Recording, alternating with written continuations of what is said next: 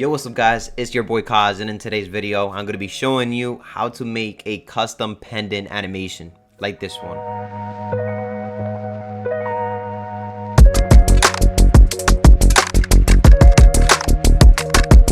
This is a video that was actually requested by one of you guys from the custom pendant video. So if you want to learn how to make the actual pendant, there's a video that I'm going to be leaving in the description down below. If you want to go watch that, there's a full process on how I make my custom pendants. Now, really quickly, I also want to let you know that if you guys want to go ahead and grab the project file, there's going to be a link to my Patreon down below where you can go ahead and download that project file and have access to my lighting setup. And you can see everything that we're going to be pretty much doing for the animation. Also, if you want to see what I do with my personal work and all that stuff, feel free to follow me on Instagram, Cosmic Art, and you'll be able to see what I do pretty much with everything that I know. You'll be able to see some actual graphic stuff that I do for t-shirts and clothing brands and all that cool stuff. Anyways, that being said, let's jump right into the video.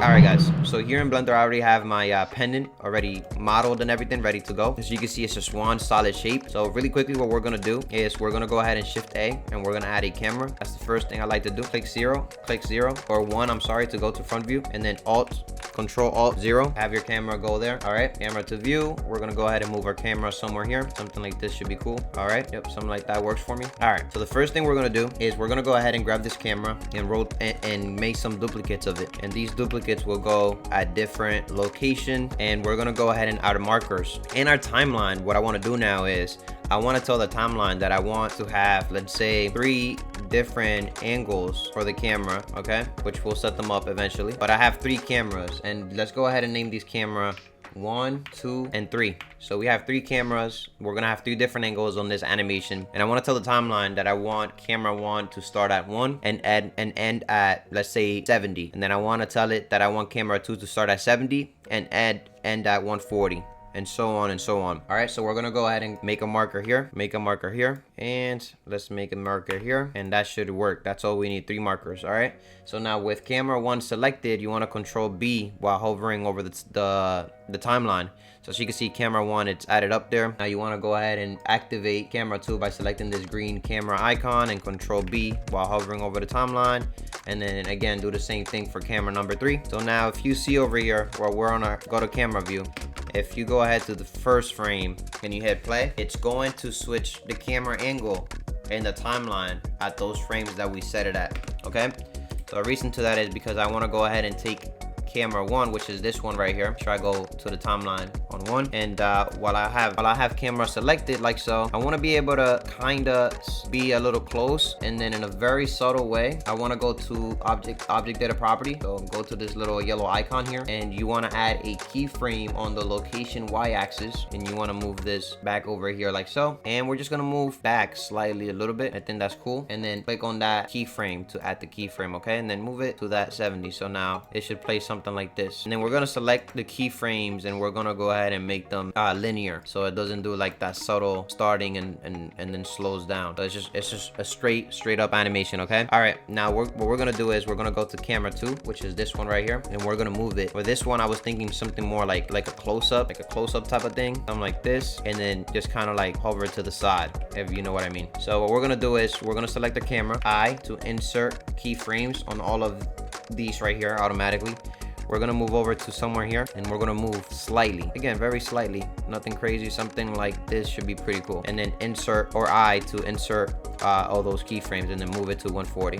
So now if you play it, it plays something like this, and then again select those keyframes and make sure it's linear, so it does that, and it just looks nice. And then this one right here could be kind of something like this. I don't know, let's go ahead and click on period while selecting your object, and then I guess we could go something like this. All right, so let's go somewhere here like this, enter a location. You know what, let me zoom in a little bit more. So when I zoom down, well, the end frame is this one, so I need to make sure that the end frame is good. So yep, right there. All right, so let's move over all the way over here. Click I to insert those keyframes, and then move over here, and then move up. like so. Move up, something like this should be cool. And then select them all, make sure they're linear, and then let's move this down here. And so as you can see, we have this animation going on right now. The pendant is not animated yet, but we have camera animated, and I think I love the way that this looks. Okay, so now that we have this, what what I do suggest you to do is to save the project file, Blender Pendant Animation. Just save it just in case. You never know. By the way, if you guys want to grab this diamond material, there is going to be a link on the description down below. It's a very cheap shader that you could buy, and trust me, let me move this over to cycles. Let me go to cycles, GPU compute, and let's go ahead and add an area light and move it up. Again, it's not the most realistic shader, but the fact that it doesn't make your computer super like work super hard while still maintaining that cool style look, and you could play with the sizing of the diamonds and all that stuff, is pretty cool. Anyways, I don't want to get into it. I have a separate video on that. If you guys also want to watch that, it'll be a link on the description down below. Okay, so anyways, so we have our camera animation already happening. Now what we want to do is we want to make this pendant swing slowly right here. So to do that, you want to go into edit mode while selecting your shape, and then we're going to select, let's say, yep, this should work. Select this one point right here, and then Shift S, cursor to selection right there. Now you want to move the origin to 3D cursor.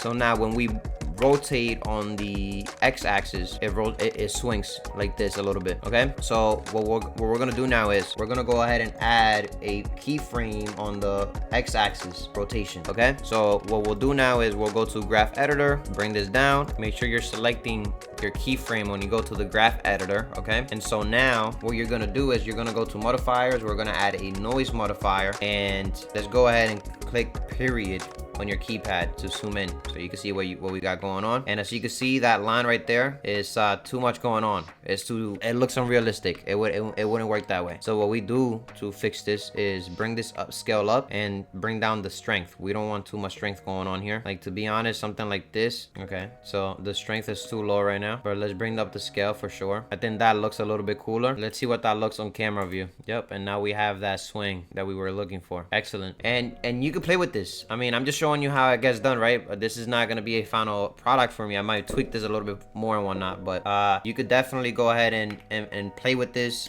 and find your own, you know, taste for the amount of swings that it takes and how fast it does it, and you know, whatever the case might be. So now if we go ahead and play with the lighting furthermore, you could also, what you could also do is you could play, let's add one more of these, and let's add one more. All right, so what I'm trying to do here is I'm trying to parent these, or to make these track. Let's actually just make this one track to this, and then let's make a copy of it, make it right there, and then another and then another one somewhere back here. All right, so now we have all these lights, and let's make the world property, the color of it, black, so that we could get this nice look. And honestly, let's remove this. I don't think we need all this. I think this works. But yeah, anyways, again, at this point, you just got to play with it and see what you like. But as you can see on my end, I do think we need another light here. But yeah, I'm just trying to make it, I'm just trying to make it look nice before I let you guys go. But